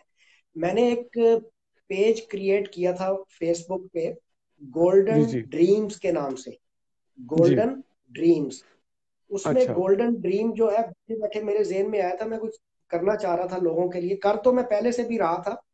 और हम्म। कभी किसी की कोई फाइनेंशियल मदद कर देते हैं तो मेरे जेहन में आया यार, instead of giving them 50,000 Pakistani rupees something, तो 50,000 हमारी कॉस्ट आती है। अगर किसी मजबूर किसी घर का एक बच्चे को बाहर भिजवा दें, रोजगार पे लगवा देंगे, तो सारी जिंदगी उसको 50,000 तो वो महीने में खा लेते हैं। तो बिल्कुल ठीक। मैंने ये सोचा था कि यार इन घरों में जो जेन्युइन मजबूर ज़कात मुस्तहकीन लेवल टाइप के जो लोग हों, उसके उनके घर का किसी एक बच्चे को बाहर भिजवा दिया जाए, तो वो ठीक। Almost average all in all यानी 40-45,000 50,000 रुपीज अर्न कर ही लेता है बंदा।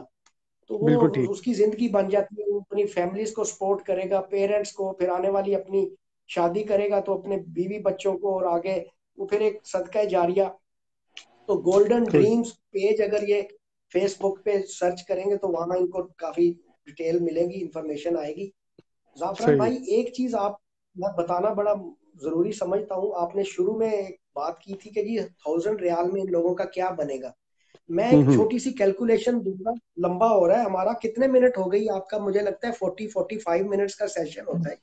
जी जी बिल्कुल, मैं कोशिश थी कि 40-45 मिनट का हो, थोड़ा शायद एक्सपेंड कर गया हो। कोई बात नहीं, आप बात करेंगे कि बात बहुत इंपॉर्टेंट है और जो सुन रहे हैं और जो सुनेंगे उनके लिए बड़ा कीमती है। कोशिश करते हैं कि हम इसको एक सेशन और भी इंशाल्लाह जल्दी रखें, ताकि जो बातें रह गई वो भी कर सकें और कुछ नए सवालात भी हमारे दोस्तों के आ जाएंगे हमारे पास।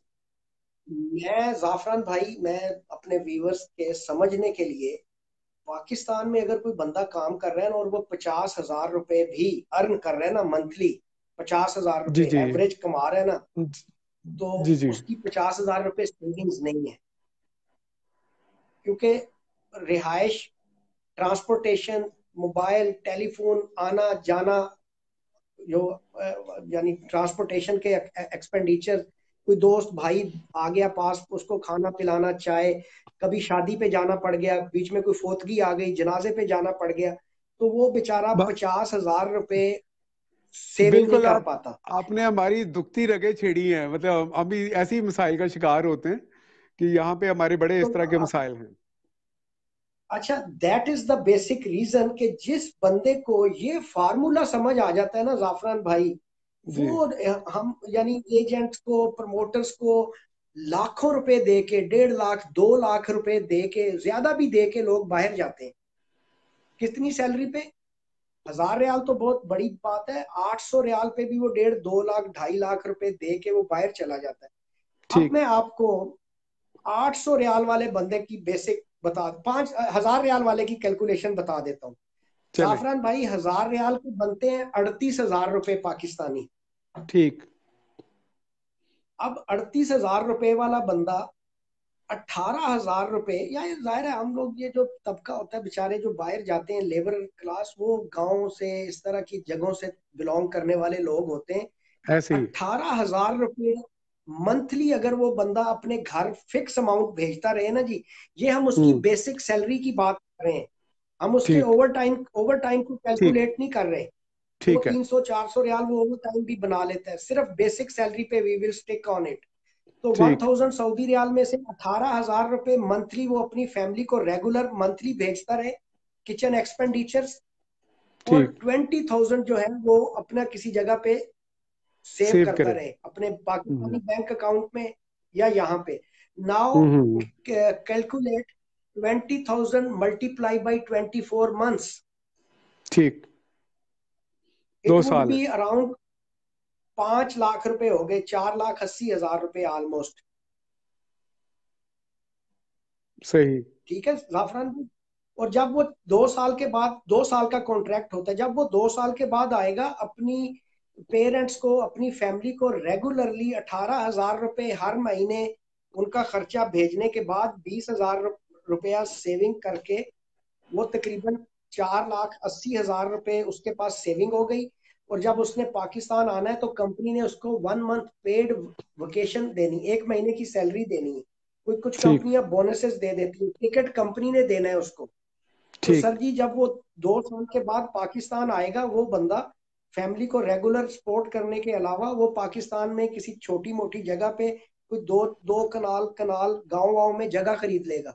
अगली ठीक। छुट्टी पे अगर गांव में उसके पास जगह है तो वो छोटा सा घर बना के आ जाएगा 5 लाख ठीक। रुपए से।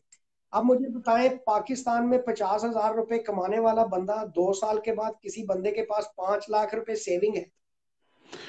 इम्पॉसिबल। मैं आपको इतना बता सकता हूँ कि अगर जिसकी 5,000 50,000 रुपया वो उसकी सैलरी है, वो लाख रुपए का खर्चा वो बन चुका होता है। वो हर महीने किसी शादी किसी फोतगी पे वो इधर उधर से पकड़ के वो अपना काम चलाता है। ये बड़ी लंबी कहानी है। ऑलमोस्ट जो सैलरी तो पर्सन दिस इज लोग द होते हैं बेसिक वो सिर्फ। फार्मूला, जिसको ये फार्मूला समझ आ जाता है वो इन मुल्कों में आता है। और सेविंग जो है सऊदीया जैसे मुल्क में ही होती है। बाकी इन कंट्रीज में जो थोड़ा बहुत यूएई इधर उधर, ये लोग थोड़ा बहुत भटकते भी हैं इधर उधर। ये थोड़ी फ्री कंट्रीज हैं, ये कहीं ना कहीं खर्च कर चले खर्च जाते हो हैं, जाता है। कहीं सही। क्लब वगैरह में चले गए इधर उधर, तो वो सेविंग नहीं करते।